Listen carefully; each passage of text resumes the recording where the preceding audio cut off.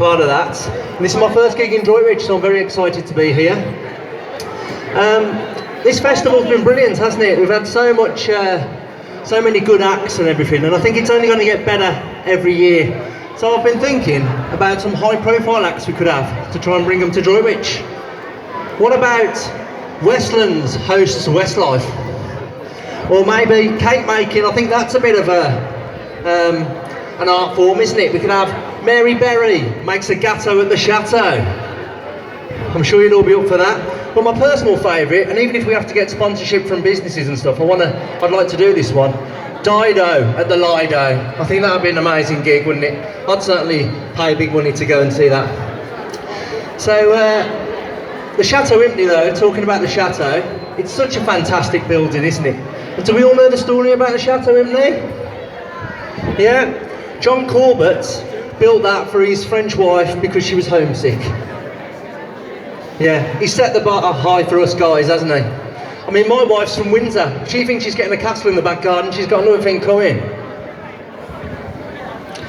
And the Chateau, the other good thing about the Chateau is it looks like a fairy tale castle.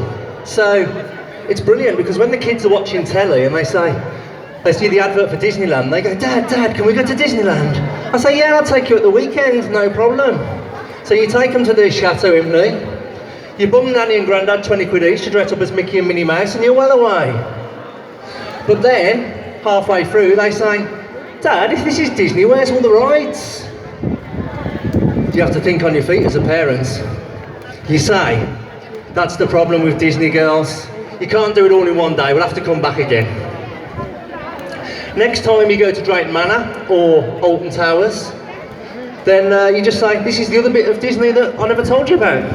Now we live in South Birmingham, and obviously the girls are going to go back into school on the Monday, and their friends will say, what did you do the weekend? And I say, oh, we went to Disney.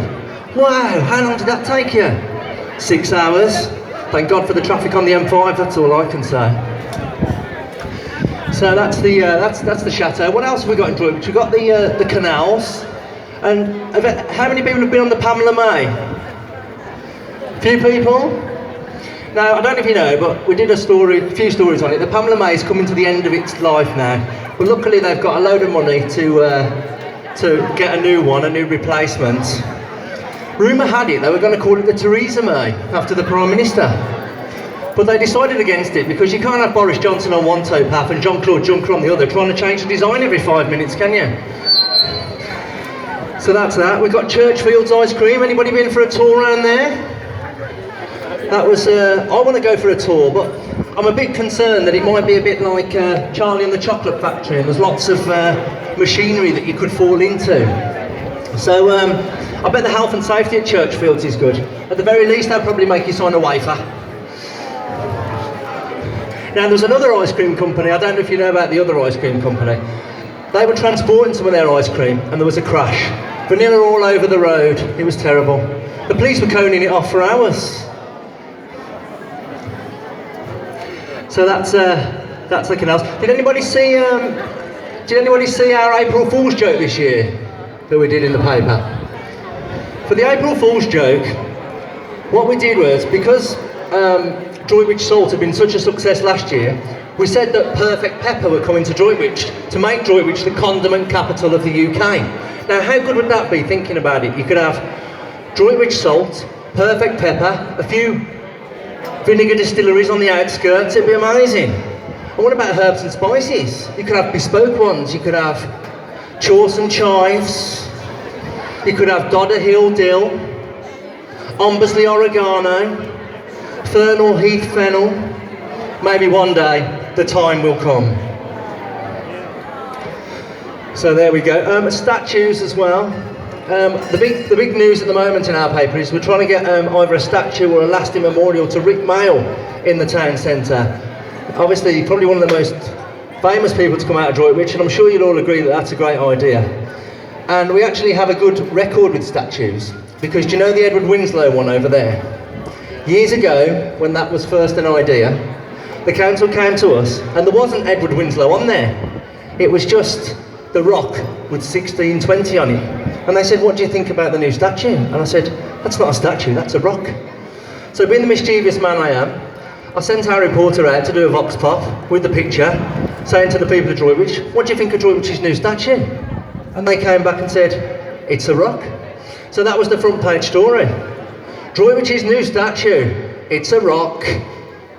And then the council went away, and they came back, and it's thanks to the Droitwich Standard that you've got a little bronze Edward Winslow on that statue. And it just goes to show, whatever the appearance of council plans, they're not all set in stone. So, as well as this, with this job, I get to do police raids as well.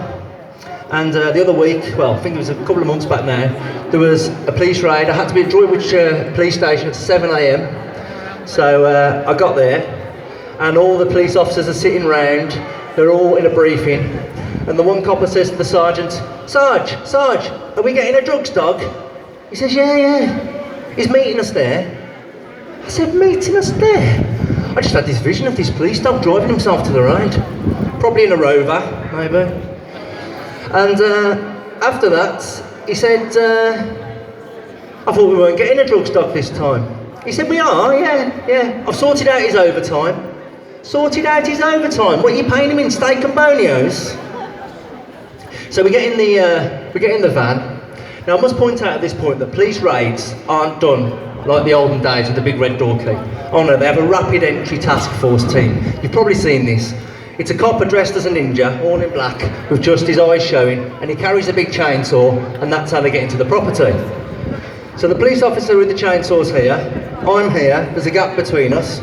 We pull over in Witchbold, because he needs to start the chainsaw up, because you can't start the chainsaw up outside the drug dealer's house, because he'll know what's happening and flush the gear, or she, as it was in this case. So, we pulled over on the A38, he gets out. That's a chainsaw, by the way, it's not a disgruntled drugs dog who didn't get his overtime that week. He's like that for 10 minutes. I'm thinking, oh my God, if I've got up at 5 o'clock in the morning and this raid doesn't go ahead, I'm not going to be happy. He gets back in the van, he sits next to me, and this chainsaw is about an inch away from my leg. Now we're always getting letters in the paper about potholes in the road. I thought if there's potholes in this road, I could lose a leg here. Now we've all heard of journalists getting legless. It does happen, I can confirm, but that wouldn't be in a good way. So, we pull around the corner, everybody files out, ninja copper, he cuts a copper-shaped hole in the door.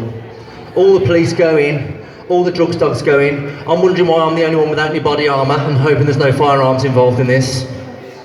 And then taking photos, sorting all that out. And then I start to think about the headline I could put on it when I get back to the office. Now it's 3 cocaine raids in 7 days. There is only one headline really, isn't it? 3 cocaine raids in a week. That's not to be sniffed at. So, there's that as well. Another weird one was lard, right? So, oh no, before that we've got exclusives. We love a good exclusive, us journalists. If we can get a story on the front page of the paper or on the website before anybody else, it's just the best feeling in the world. And this happened in Redditch. We had an anonymous tip-off. I'd heard it and I said, that can't be true, can it? Told my colleagues, it's too far-fetched, that's not true. We had heard that Redditch's new swimming pool was going to be heated by the crematorium. Immediately, I had this vision in my head of the two things getting confused, you know, dead bodies in the pool and ashes and things. Maybe the lifeguard going, water's a bit cold, chuck another granny on, that kind of thing.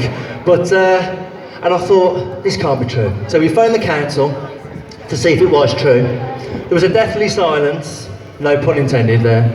And eventually we heard the words all reporters love to hear. We'll get you a statement. It was true. We were dancing around the office, hugging each other. I dare say if it'd been the Nationals, there'd have been a few champagne corks popped and a few cigars lit. But the Standard is a free local weekly newspaper, so we celebrated with a coffee and a chocolate hobnob. And we waited for Friday until this story appeared on the front of the Droitwich Standard. Friday came, it went on the front of the Standard. Nothing. I was expecting residents to be writing in saying you've got no respect for the dead, the councillor a disgrace. Nothing. We got a few actually saying what a great idea it was. Probably saving all that dead energy and everything. But then, the worst thing was, I get to write adverts for people, and normally I can't think of anything to say. So I can't think of any slogans or anything. And I had the perfect one for Redditch's new swimming pool, but because they got free front page coverage and it had done well for them, they didn't need to advertise. This was the slogan. Come to the new Redditch pool, it's dead warm.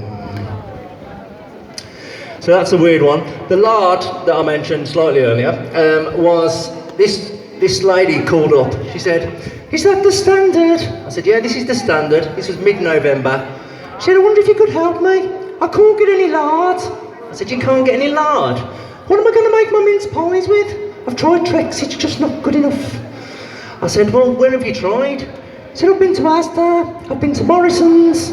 They say it's all been sent to Poland."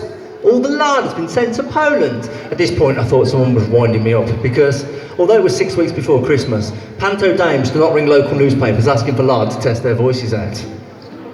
You can never be too careful though, so I took down her number and I said, "I'll do some digging and I'll get back to you." So I did, and it was true. It was 2004, Poland and the Czech Republic had all joined the EU, and the first thing they'd done is bought all the cheap cuts of pork up. So there was a large shortage in the UK. Wrecking English people's Christmas is terrible. So I rang her back. I said, "Look, I've worked out what's happened. What I'm going to do, we're going to put an appeal in the paper. Confident I can get you some lard." "Okay," she said. Sent the photographer down. We had a picture of her looking glum through a bottomless cake tin. "Christmas is ruined." And we put that appeal in the paper. And by the Monday, she phoned us back. "Thank you," she said, "thank you. People have been shoving lard through my letterbox all weekend." Now, normally, if you shove lard through somebody's letterbox, you're getting an ASBO, but on this occasion, it was good.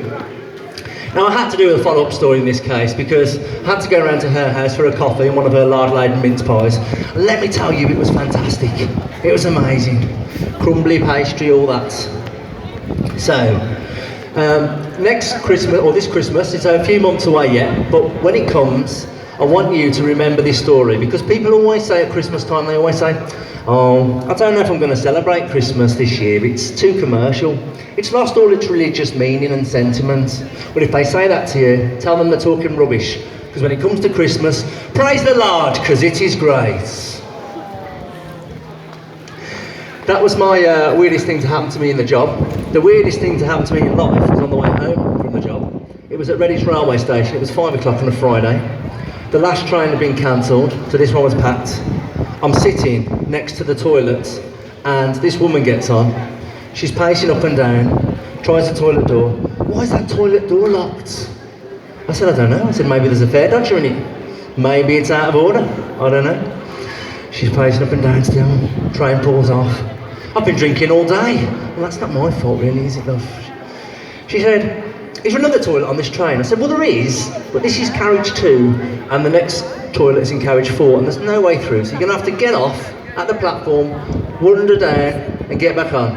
So we pull into Barn Green, and she says, "Does it stop for long here?" I said, yeah, it does." I said, "Yeah, 5 minutes, that'll be enough, yeah." And this is what happened next. She walked up to the door, she went, "Close your eyes, everyone." She put one foot on the platform, kept one on the train, and she weed between the platform and the train. I couldn't believe it.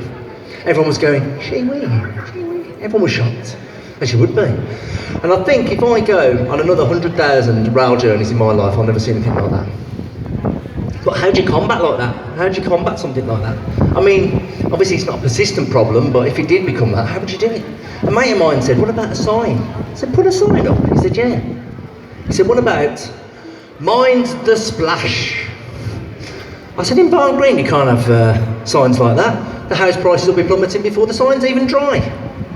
And then I got thinking about it, and I thought, well, you know, this woman at that time, that's what she really needed to do. She needed a wee, so she went for one. Maybe we should all not do that. Obviously don't all go weeing down platforms on railway stations because there'll be anarchy.